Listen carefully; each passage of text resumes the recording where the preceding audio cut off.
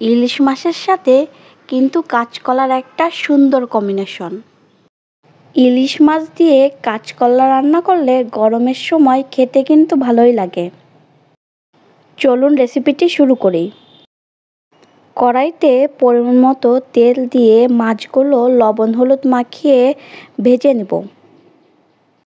যখন এক পিঠ ভাজি হয়ে যাবে তখন অন্য পিঠ উল্টিয়ে নিব।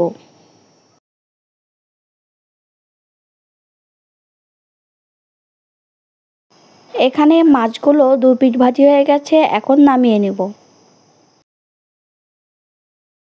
কড়াইতে মাছ ভাজির তেল দিয়ে দেব, তার সাথে একটু তেল অ্যাড করে দিব। তেল যখন গরম হয়ে যাবে তখন জিরা ফোড়ন দিয়ে দিব। জিরা যখন কালো কালার হয়ে যাবে তখন জিরা আর সরিষা বাটা দিয়ে দিব।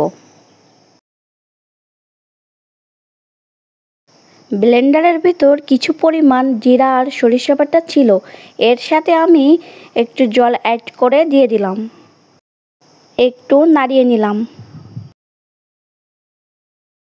ফালি করা কাঁচামরিচগুলো দিয়ে দেব। এখন একটু নাড়িয়ে দিব।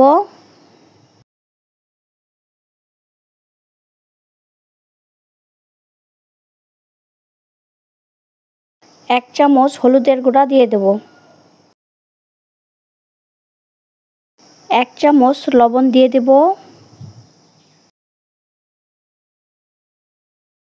আবারও সবকটি মশলা নাড়িয়ে কিছুক্ষণ রান্না করে নেব।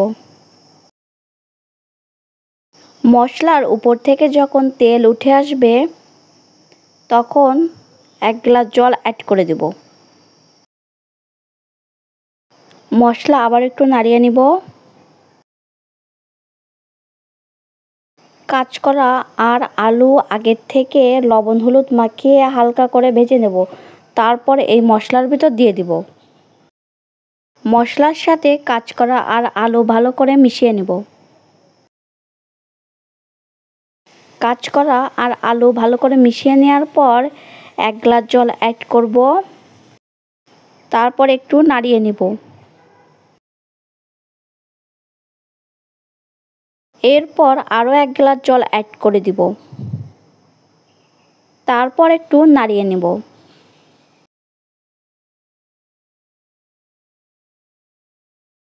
কিছু সময় রান্না করার পর ভেজে রাখা মাছগুলো দিয়ে দিব। তারপর সবকিছু নাড়িয়ে নিব। এখানে আবারও এক চামচ হলুদ অ্যাড করে দিব। দেওয়ার পর একটু নাড়িয়ে নিয়ে এভাবে রান্না করতে দেব 10 থেকে 15 মিনিট।